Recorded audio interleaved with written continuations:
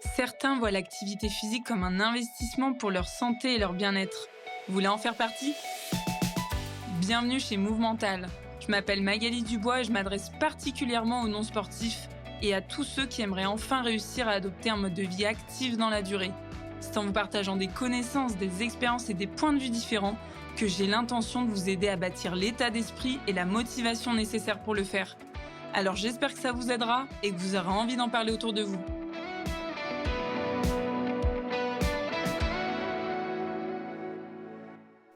Imaginez-vous, demain vous avez une conférence de plusieurs heures à donner devant un public et vous savez toujours pas ce que vous allez leur dire.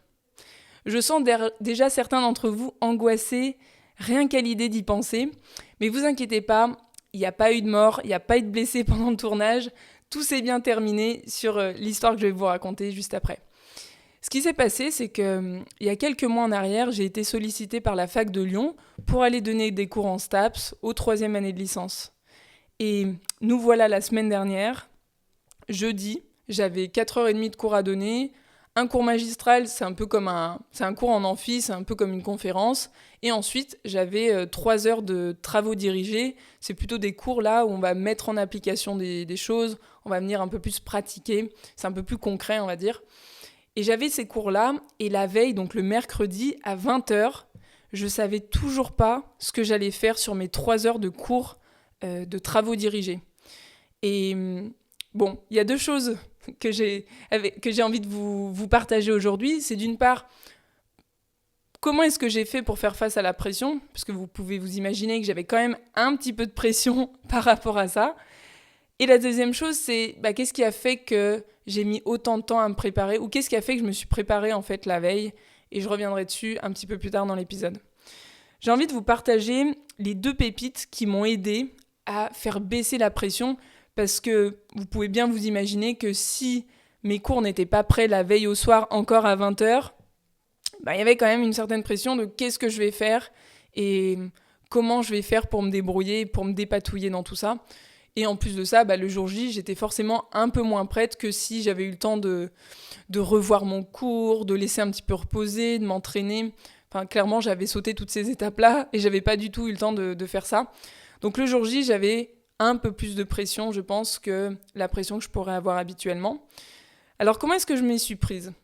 Première chose, c'est que j'ai partagé mon ressenti, j'ai partagé ma vulnérabilité auprès des étudiants. Et c'est important d'entendre ça, parce que c'est ce qui m'a permis de faire baisser mon niveau de pression à l'intérieur de moi. Pourquoi ? Parce qu'en fait, ce qui s'est passé, c'est que j'ai commencé mon premier cours, c'était donc le cours magistral en amphi, et je leur ai dit, vous savez quoi ? Il y a quelques jours de ça, et même encore hier, je ne savais pas clairement ce que j'allais vous dire aujourd'hui. Et en plus de ça, c'est mon premier cours, c'est la première fois que je donne des cours à la fac. Donc, si jamais je fais des boulettes, ne me sortez pas au premier quart-temps. Et je leur ai annoncé ça comme ça, pour qu'ils aient un petit peu des petits signaux à l'intérieur d'eux qui pouvaient leur faire dire, ouais, elle est débutante.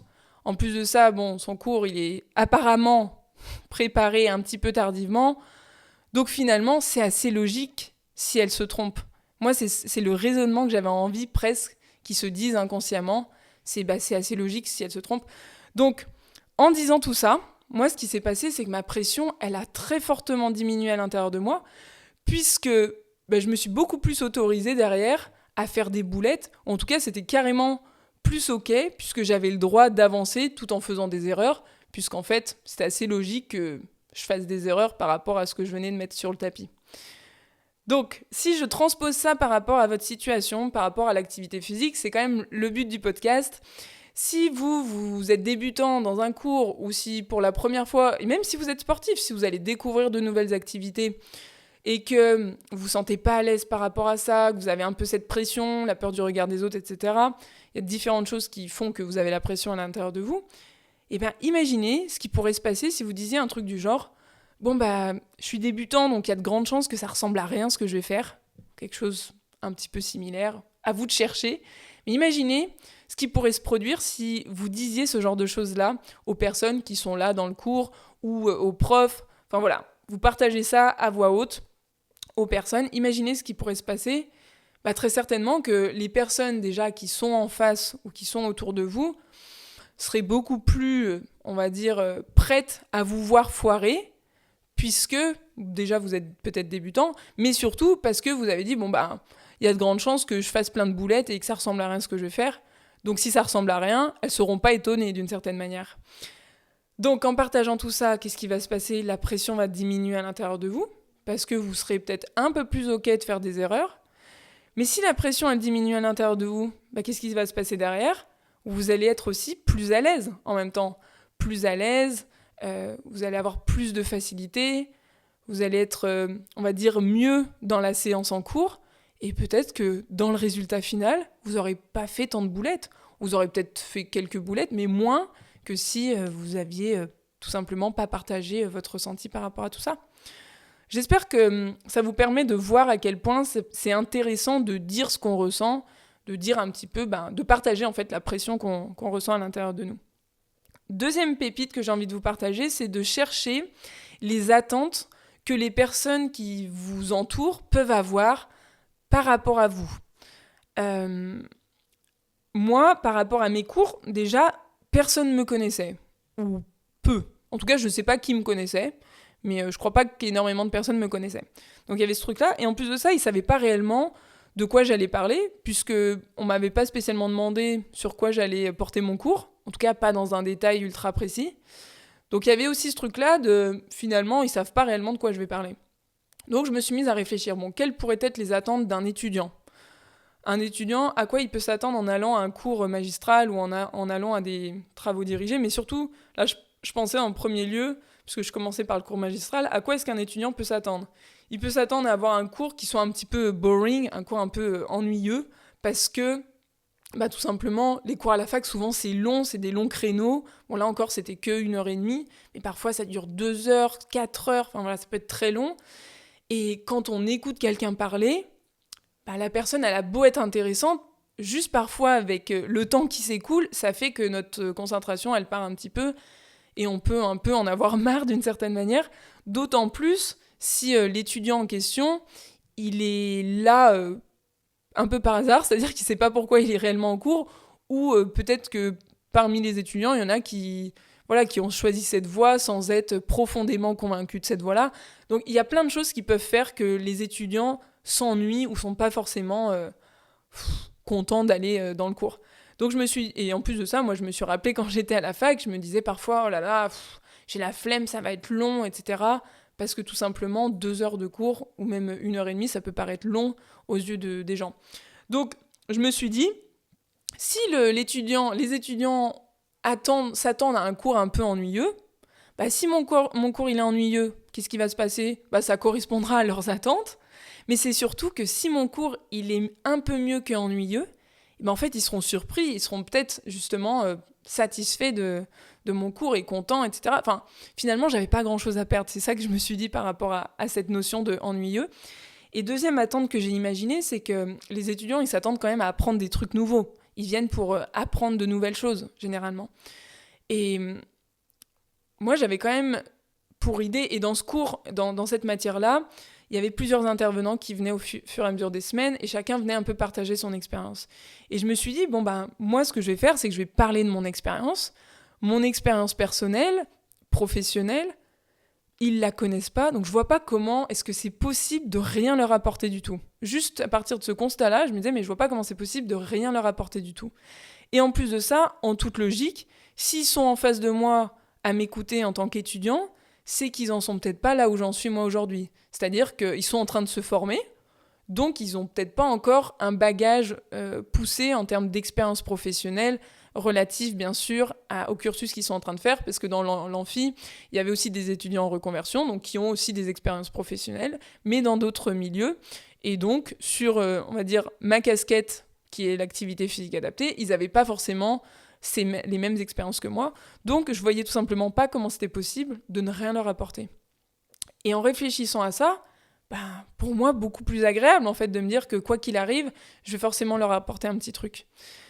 Par rapport à vous, si je reviens sur la pépite, qui est de s'imaginer un petit peu les attentes, mais d'imaginer vraiment volontairement, c'est-à-dire pas au premier abord ce que les gens peuvent attendre de vous, c'est en fait, de s'imaginer qu'est-ce que le prof qui vous donne le cours, l'entraîneur, le coach, peu importe, qu'est-ce qu'il attend de vous? Est-ce qu'il attend plutôt que vous fassiez tout parfait, c'est-à-dire que ce qu'il vous demande soit appliqué de manière parfaitement, qu'il n'y ait aucune erreur, que vous ayez la bonne posture tout de suite? Ou est-ce qu'il attend de vous que vous gagniez tout de suite, si on parle peut-être de sport où il y a des matchs, etc. Est-ce qu'il attend ça de vous? Ou est-ce qu'il attend plutôt de vous que vous mettiez tout en œuvre pour finir par gagner? Ou que vous vous investissiez suffisamment pour à un moment donné réussir ce qu'il vous a demandé? La nuance, elle est importante entre ces deux choses-là.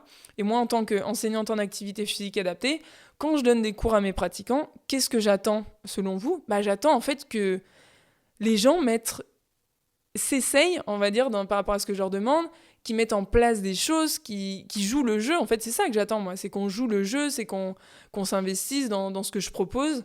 C'est pas de réussir tout de suite. Sinon, moi, je sers presque plus à rien si j'ai plus à corriger ou si j'ai plus rien à apporter. À un moment donné, bien sûr, si la personne elle est là depuis un certain temps, je vais peut-être avoir des attentes un petit peu plus élevées. Mais pour des personnes qui découvrent peut-être soit l'activité, soit les mouvements que je propose, je ne m'attends pas à ce que dans la foulée, ce soit un copier-coller de ce que j'ai demandé. Par contre, moi, si la personne ne fait pas les efforts, ça va beaucoup plus me toucher si je la vois ne pas essayer, ne pas jouer le jeu en plein.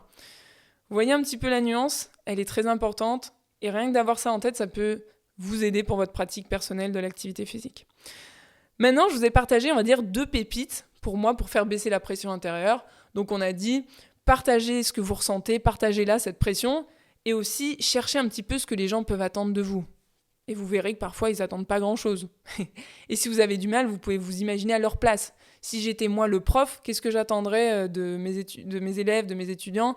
Si j'étais moi dans un cours, ou si j'étais moi la coéquipière, qu'est-ce que j'attendrais de mes autres coéquipiers?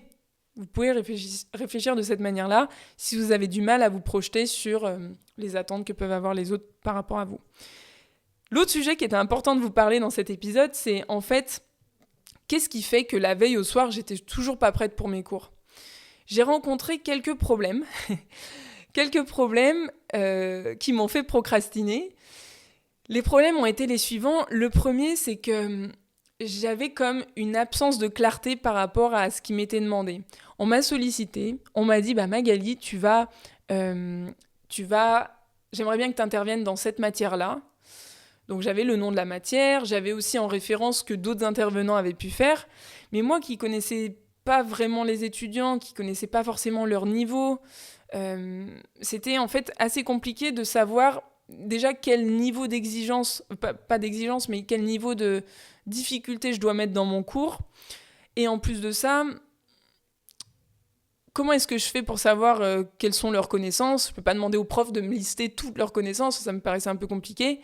Voilà, j'avais vraiment du flou par rapport à ça.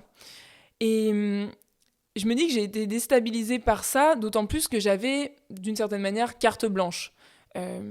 J'avais quand même un champ assez libre d'action par rapport à ce cours-là. Mais pour moi, ça m'a un peu perturbée. Et ça sortait un petit peu de la vision que je peux avoir de la fac. Pour moi, la fac, et c'est ma croyance, qui a été un peu, on va dire, ramollie grâce à cette expérience, c'est que je voyais la fac un peu comme quelque chose d'assez rigide, où voilà, tout est calé, à l'avance, tout est bien paramétré, etc. J'avais un peu ce truc-là en tête, et qui m'a un peu, je pense, fait peur d'une certaine manière, parce que moi, j'ai pas forcément ce cadre scolaire. J'ai un cadre professionnel, c'est-à-dire que je suis carrée sur certains trucs, mais je suis pas carrée sur d'autres, et j'avais peur que, justement, par rapport à la fac, ça ne puisse pas coller. Donc c'était ma première crainte, c'est finalement, où est-ce que je dois aller avec ce cours-là? Où est-ce que je dois emmener les étudiants? Et vous, c'est la même chose. Si vous n'avez pas de clarté par rapport à l'activité physique, ça va être compliqué d'avancer dans ce processus-là. Et la question que vous pouvez vous poser, c'est en fait, où est-ce que j'ai envie d'être dans 3, 4, 5, 6 mois par rapport à l'activité physique? Qu'est-ce que j'ai envie d'être capable de faire? Qui j'ai envie de devenir dans ces 4, 5, 6 mois prochains par rapport à l'activité physique?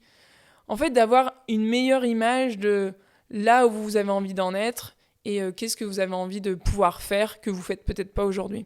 Rien qu'en se posant cette question-là, je pense que ça peut vous aider à à mieux construire le chemin aussi pour y arriver, et en tout cas à vous y mettre. Parce que quand on ne sait pas, on n'avance pas, tout simplement. C'est ce qui fait, entre autres, que j'ai procrastiné. La deuxième chose qui fait que j'ai procrastiné, c'est que comme j'ai un peu ce stéréotype de la fac où c'est tout comme ça, tout un peu carré, par exemple pour ceux qui ne me voient pas, c'est tout un peu carré d'une certaine manière, j'avais un peu cette crainte-là d'être trop décalée par rapport à la vision de la fac. Et le problème, c'était de ne pas m'autoriser à oser faire à ma manière, en fait, à m'autoriser à prendre un chemin peut-être inhabituel par rapport à l'image que j'ai de la fac. Et encore une fois, c'est mon image, c'est pas forcément la réalité, d'accord ? Mais en tout cas, moi, j'étais polluée par cette image-là que j'avais de la fac. Et par rapport aux stéréotypes que j'avais, notamment des cours magistraux ou certains cours que j'ai pu aussi avoir par le passé qui ont conditionné le fait que j'ai cette image-là. Où parfois, vous savez, on écoute les profs pendant des heures et on attend et on note. Et voilà, ça peut être un peu pénible. J'avais ce truc-là en tête et je m'étais dit, comment est-ce que est-ce que c'est OK que j'intervienne différemment ? Est-ce que ça va bien passer ? Est-ce qu'on va pas me reprocher certains trucs ? J'avais en fait tout simplement des craintes par rapport à ce que je pouvais faire. Et en même temps, je me sentais pas à l'aise d'être dans quelque chose de trop, comme ça, comme je décris, un peu trop rigide à mon goût, trop peut-être structuré, il y avait aussi de ça. Je me voyais pas faire ça parce que tout simplement, c'est pas moi, je sais pas forcément le faire. Et justement, ça m'angoissait à l'idée de devoir réfléchir comment faire ça d'une manière qui n'est pas la mienne. Donc finalement, quand on cherche à ne pas agir comme on agirait nous, c'est compliqué en fait. C'est assez compliqué. Donc j'avais quand même cette crainte-là de ne pas répondre aux attentes scolaires. Sauf que ce qui m'a aidé, c'est le prof justement qui m'a sollicité, qui à un moment donné m'a dit « Mais en fait Magali, moi ce que j'attends, c'est que tu arrives à aider, à motiver les étudiants à ce qu'ils soient plus entreprenants. » Et une fois que j'avais compris ce truc-là, et que je savais que la plus grande importance, c'était en fait de les captiver et de faire en sorte qu'à la fin du cours, ils aient peut-être plus de clarté sur le monde professionnel et qu'ils aient plus de clarté sur qu'est-ce qu'il est possible de faire et qu'en fait, il est possible de faire plein de trucs à partir du moment où on fait les choses aussi à notre façon. Pour moi, c'était beaucoup plus simple. J'avais pas forcément... Il m'a pas demandé de leur dire telle et telle chose. Donc, il m'a pas demandé d'aborder en théorie des choses très précises. Il m'a plutôt donné une direction de... Moi, ce que je veux, c'est que tu les motives pour qu'ils soient plus entreprenants et que derrière, ils aient plus envie d'aller chercher des solutions par eux-mêmes, etc. Et juste ça, en fait, ça m'a carrément aidé. Parce que là, moi, je savais que j'allais pouvoir donner un cours en me faisant plaisir et en essayant de faire plaisir également aux élèves. En tout cas, je prends du plaisir à accomplir ce genre de mission. Et c'est mon habitude de motiver aussi les gens. Donc, j'étais beaucoup plus confortable avec ça. Donc, ce que j'ai envie de vous dire en conclusion par rapport à ça, c'est pour vous, c'est d'essayer de vous donner un petit peu plus de liberté sur le chemin que vous empruntez pour réussir à être plus actif dans votre quotidien. Parce que vous entendez certainement plein de choses. Il y a la société qui nous dicte aussi plein de choses. Notre entourage qui va nous dire « Mais non, mais pour faire de la course à pied, il faut plutôt faire ça. » Bien sûr, il y a des choses à respecter et essayez un maximum de vous tourner ou un minimum de vous tourner vers des professionnels pour vous aider. Mais je veux dire, essayez aussi à votre propre manière si c'est ça qui peut vous permettre d'atteindre vos objectifs à un moment donné ou d'aller là où vous avez envie d'aller. Parce que si vous copiez-coller quelque chose, une méthode qui ne vous correspond pas ou qui ne vous touche pas ou qui ne vous fait pas plaisir, à un moment donné, ça va finir par ne pas marcher. En tout cas, vous allez vous user, vous allez plus avoir envie de faire des efforts et ça va être plus difficile de continuer le processus jusqu'au bout. Donc, donnez-vous un petit peu plus de liberté dans les choix que vous faites pour atteindre vos objectifs. C'est la conclusion de cet épisode. J'espère que ça vous aura apporté une vision un petit peu différente, ou en tout cas que ça vous aura permis de réfléchir par rapport à ce que vous vivez quand vous vivez de la pression, et aussi par rapport à ce qui peut se passer quand vous procrastinez, un peu les raisons qui peuvent faire que vous procrastinez. Il y en a encore d'autres, mais voici quelques exemples que je voulais vous donner. Et en conclusion, je vais quand même vous dire que mes cours se sont extrêmement bien passés par rapport à ce que j'avais prévu, même si c'était en last minute. Donc gardez ça en tête aussi, c'est aussi possible que ça marche, même si ça n'a pas été prévu comme ce qu'on pourrait s'imaginer, comme l'image que je pouvais avoir, un cours de fac pour être bien préparé, il faut peut-être qu'il soit préparé des semaines à l'avance. Voilà, juste d'avoir ce truc-là en tête, moi ça m'a un peu perturbée aussi. Finalement, je me suis rendu compte que sur le terrain, j'ai réussi à être ultra captivante, avoir des bons retours et même à avoir des étudiants qui ne devaient pas venir à mon cours d'après se pointer parce qu'en fait, ils avaient tout simplement envie d'assister au cours d'après. Donc voilà, tout simplement pour vous dire que ça s'est bien passé, ça s'est bien terminé, mais que j'ai quand même dû user de certaines cartes pour que ça se passe de cette manière. Je vous souhaite une bonne chance pour vos activités physiques. N'hésitez pas à vous faire accompagner là-dessus pour travailler en préparation mentale notamment, justement pour apprendre à gérer ce niveau de stress ou cette pression que vous mettez par rapport à l'activité physique, par rapport au regard des autres. Sachez qu'à travers Movemental, je peux vous accompagner. C'est mon job, j'ai l'habitude de faire ça vraiment.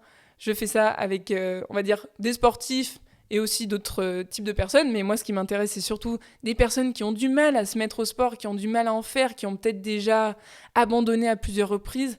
Sachez que c'est pas perdu. Venez vous faire accompagner, ou en tout cas, venez prendre contact avec moi pour qu'on voit qu'est-ce qui pêche, qu'est-ce qui vous empêche de pratiquer. Je me ferai un grand plaisir de vous aider. Moi, j'ai qu'une envie, c'est que vous soyez de plus en plus actifs et de plus en plus nombreux à être actifs dans votre quotidien. Alors j'espère que cet épisode vous a plu et je vous dis à très vite pour un prochain épisode. Ciao!